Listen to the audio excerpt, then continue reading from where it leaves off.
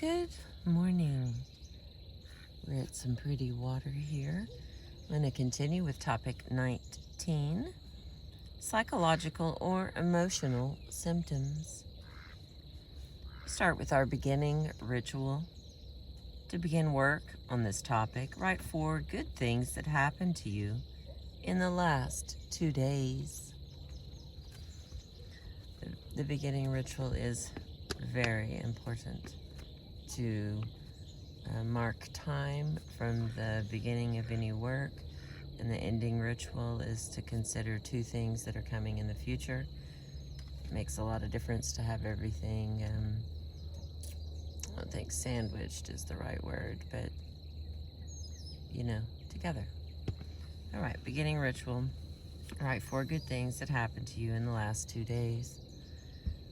Experiencing symptoms caused by abuse. If you were abused, you probably developed certain symptoms in response. The symptoms may have happened right away, or in some cases, months or even years after the abuse. Some symptoms, such as fear, anger, or sadness, are obviously connected to the abuse. Other symptoms, such as paranoia, dissociation, or panic attacks, may have caused a bit more confusion for you. The feelings and behaviors may have been so upsetting and overwhelming at times that you felt as if you were going crazy. In fact, all of these symptoms were signs that abuse had occurred. Some were immediate responses to the abuse. Others were attempts to cope with the abuse and prevent it from happening again. And still others were ways to deny that it had ever happened at all so that you could go on living.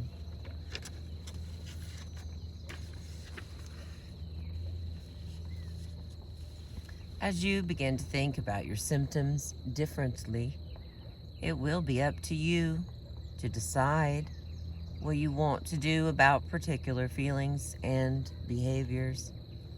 Some you will want to control yourself. Some you will need help for medication or counseling to control. Some symptoms will be easy for you to let go. In other cases, you might decide to hold on to a symptom for a while in case you need it. Many signs of abuse have been mistaken for symptoms of mental illness or biochemical brain imbalances, such as chronic depression, bipolar disorder, manic depression, or schizophrenia. If you have sought help from healthcare providers, perhaps you were told that your symptoms were signs of a disease or a mental illness, instead of being the markers of abuse. You may have been given a diagnosis and some medication and never even asked about your abuse. It may be tempting to focus on one view of the problem, but when you see your emotions, biology, and everyday experiences as part of an integrated whole, your recovery will make more sense to you.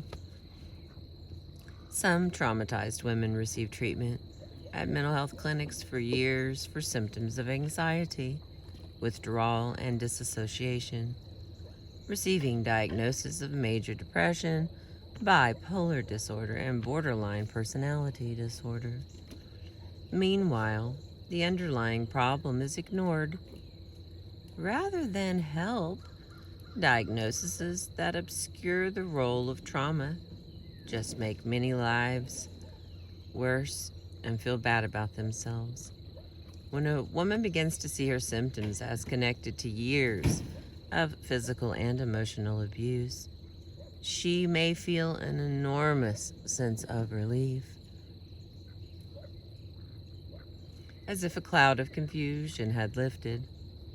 She may also, however, feel sad and angry because her underlying problem, the trauma, has not really been treated. In this topic, some of the symptoms and feelings associated with abuse will be described. Addictive and compulsive behaviors will be addressed in topic 20.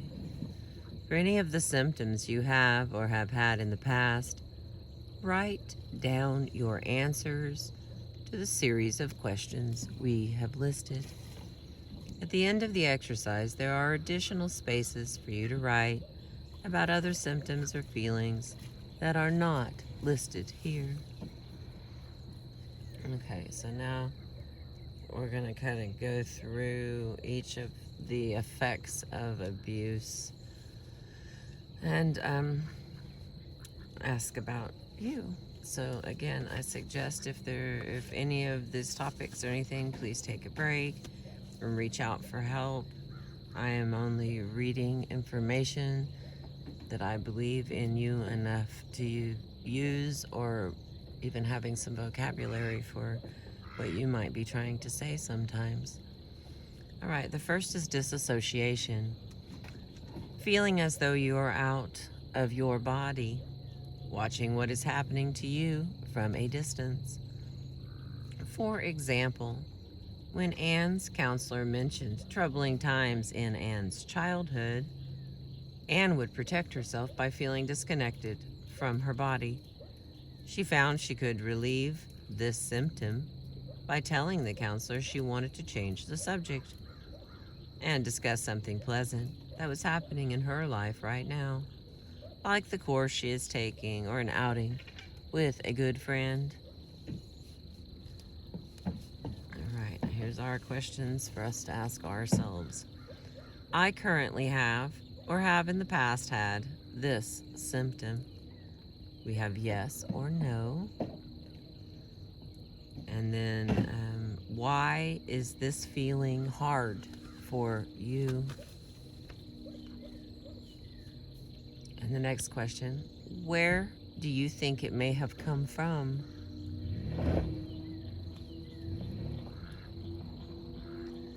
The next question, how have you tried to help yourself feel better when you experience this symptom?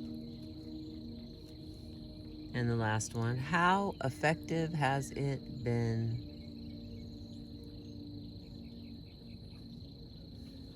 All right, and the next, excessive anxiety. Worry, accompanied by feelings of nervousness or jitteriness, and sometimes shortness of breath, weakness in the arms and legs, and profuse sweating. For example, Nancy experienced anxiety every time she went to visit her parents because she anticipated that an uncle would stop by who had been abusive to her when she was a child. To relieve this anxiety, Anne asked her parents to tell the uncle in advance of her visit that he was not welcome. She learned deep breathing and relaxation and stress reduction exercises that she practiced regularly. In addition, she cut down on the amount of caffeine she was using. And the questions began. I currently have or have had in the past this symptom, yes or no? Why is this feeling hard for you? Where do you think it may have came from?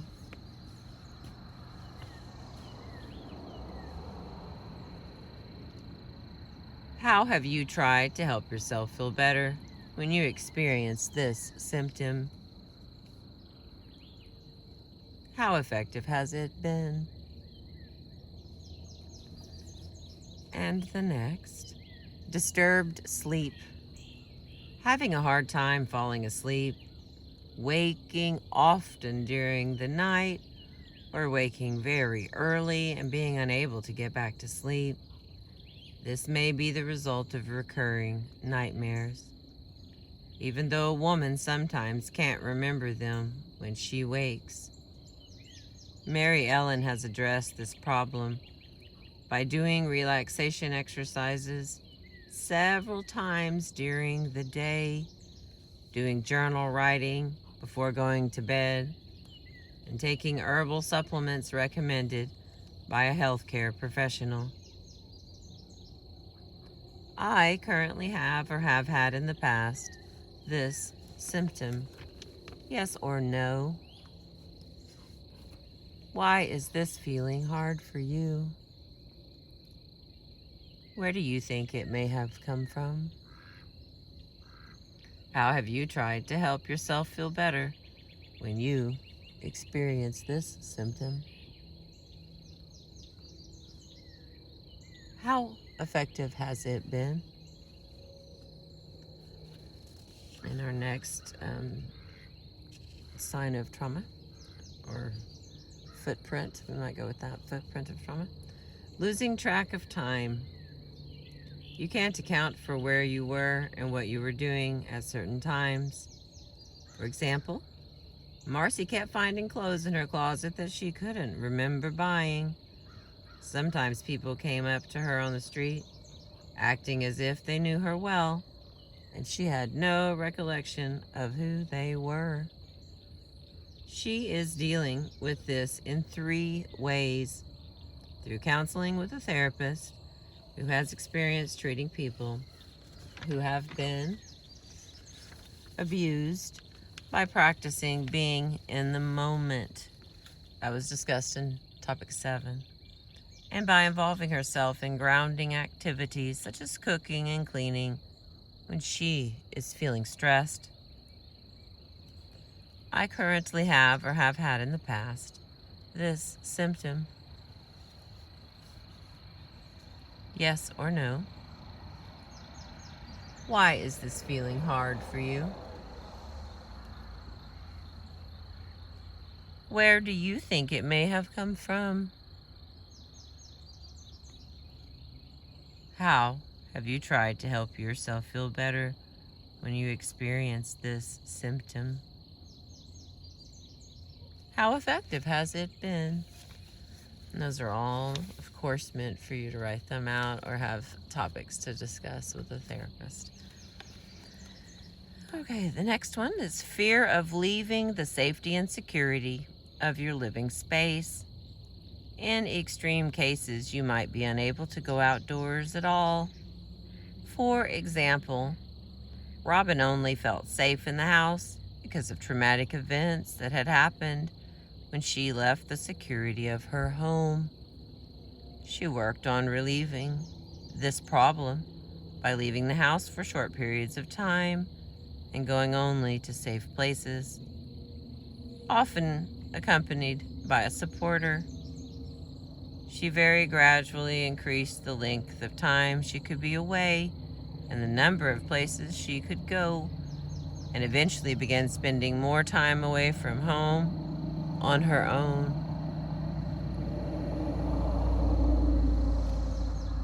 I currently have or have had in the past this symptom. Yes or no? Why is this feeling hard for you? Where do you think it may have come from? How have you tried to help yourself feel better when you experience this symptom? How effective has it been?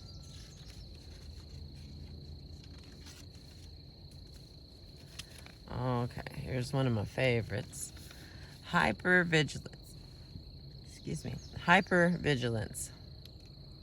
Feeling as though you are always on edge, expecting something bad to happen, always expecting the worst, and feeling tense all over in anticipation. For example, Patsy grimaced every time someone touched her because she expected the touch to be abusive. Patsy explained the problem to several friends and worked with them, practicing being touched without grimacing until she was able to enjoy friendly touch. Whenever this issue comes up, she reminds herself that she is no longer in the abusive situation that she believes was responsible for this symptom. I currently have or have had in the past this symptom. Yes or no? Why is this feeling hard for you? Where do you think it may have come from? How have you tried to help yourself feel better when you experience this symptom? How effective has it been? Here's another one. Uncontrollable rage. Yelling, screaming, or hollering at someone, something, or nothing. For example, Jan would have screaming fits toward her husband. Sometimes these fits were unprovoked, and other times they began as the result of a minor incident or even a misunderstanding. She felt this rage was left over from the physical and emotional abuse she experienced as a child.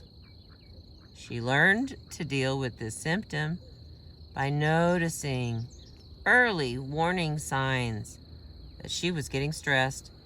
Sometimes she was able to recognize a certain circumstance that was likely to lead to an outburst. She would then stop what she was doing, go to a quiet place she had designated in the house, listen to quiet music, and do a relaxation exercise. I currently have or have had in the past this symptom. Yes or no? Why is this feeling hard for you? Where do you think it may have come from?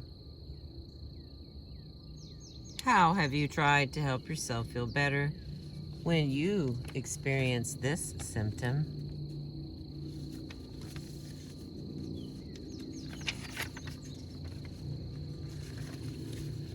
Okay, how effective has it been?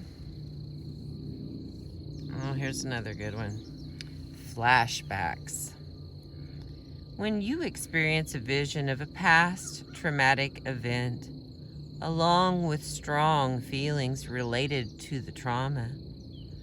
For example, while she was involved in some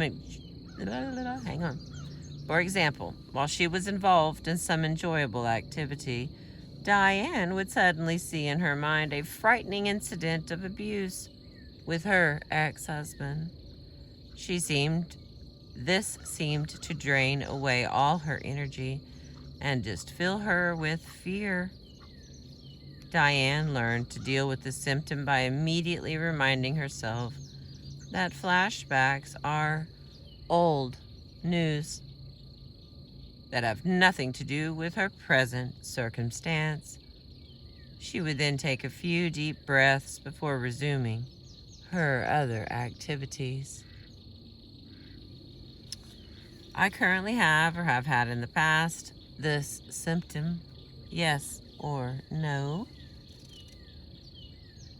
Why is this feeling hard for you?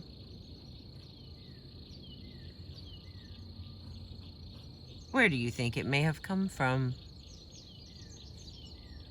How have you tried to help yourself feel better when you experience this symptom? How effective has it been? The next, hallucinations. Seeing, hearing, feeling, and thinking things that are not based in reality. For example, Marlene had times when her whole life felt out of control. Nothing seemed real. All of her senses seemed to be distorted. She would tell others about things she had seen and heard that made her upset, and they knew these things had not really happened. Marlene learned to watch for possible triggering events and early signs of hallucinations. When they occurred, she took time off from work and spent one or several very quiet days at home, doing relaxation exercises, journaling, excuse me, and engaging in activities she enjoyed. I currently have or have had in the past this symptom. Yes or no? Why is this feeling hard for you? Where do you think it may have come from?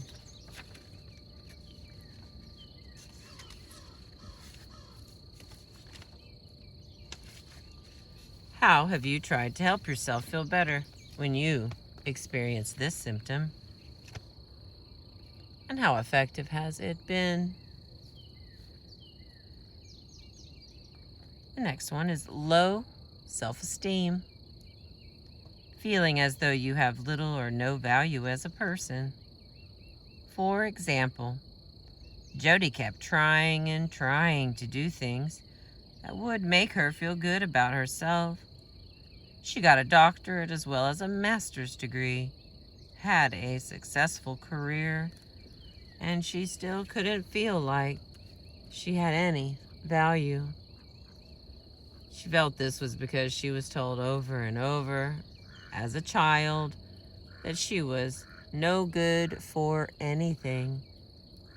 Jody worked on raising her self-esteem by repeating over and over the affirmation, I am a wonderful person with lots of talents to share with others.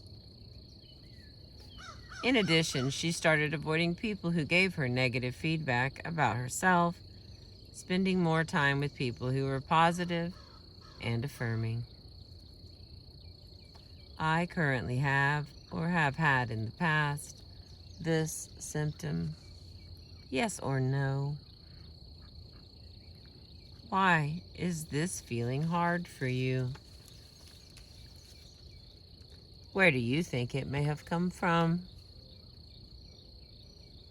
How have you tried to help yourself feel better when you experience this symptom? How effective has it been? And the next one. I think there's 2 or 3 more. Inability to trust.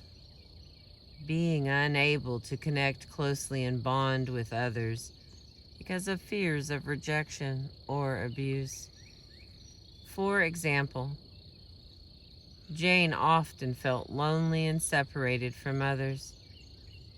However, whenever people attempted to establish a connection with her, she would become fearful, avoiding the person and not responding to their invitations.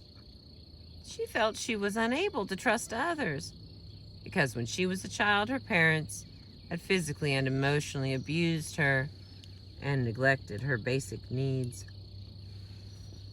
To address this issue in her life, she interviewed several counselors until she found one with whom she felt comfortable.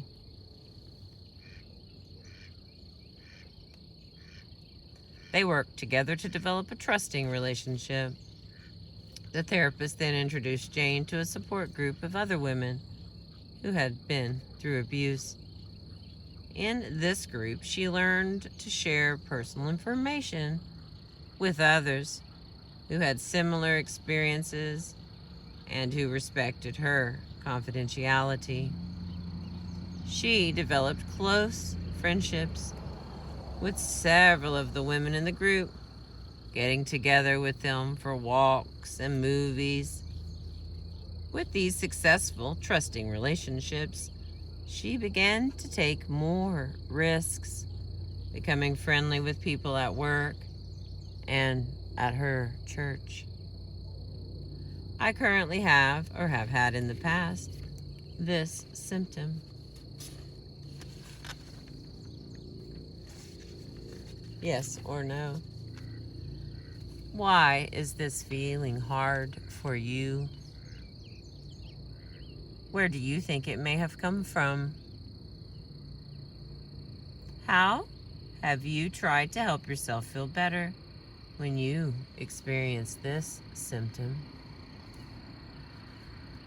How effective has it been? All right.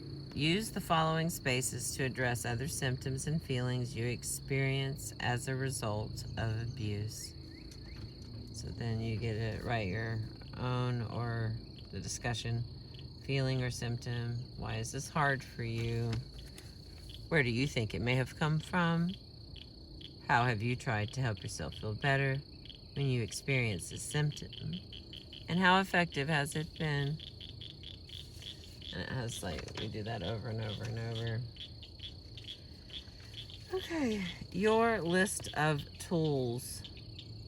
As you review the responses to your symptoms above, you will discover that you developed some successful tools for relieving symptoms and feelings associated with abuse. What are they?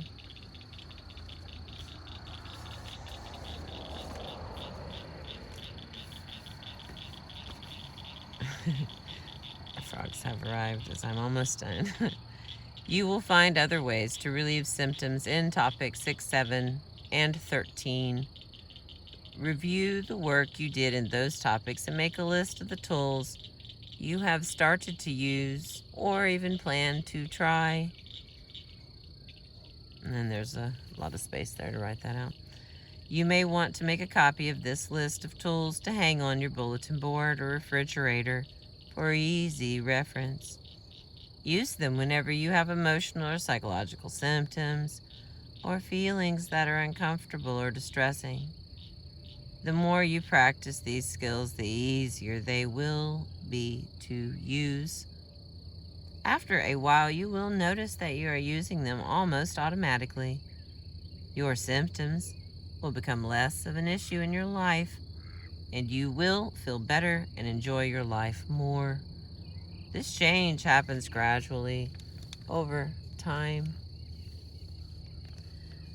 All right, we made it to the ending ritual.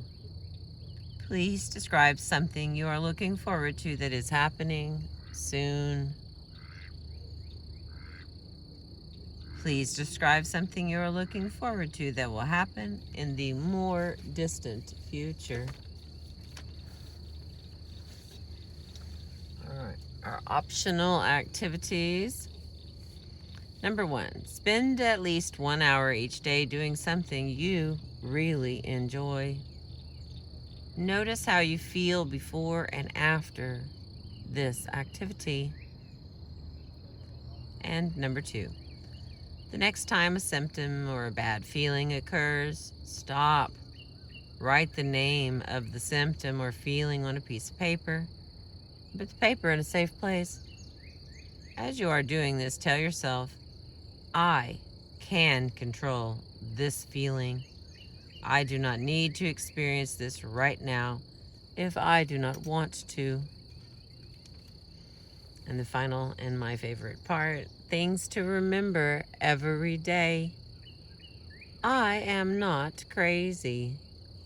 The symptoms and feelings I experience are normal responses to trauma and abuse. And the next and final one, I recognize symptoms of trauma and abuse. I relieve them by using the tools I have discovered on my own and through this work. Okay, that's been topic 19, psychological or emotional symptoms from healing the trauma of abuse. Thank you for being with me. I appreciate you.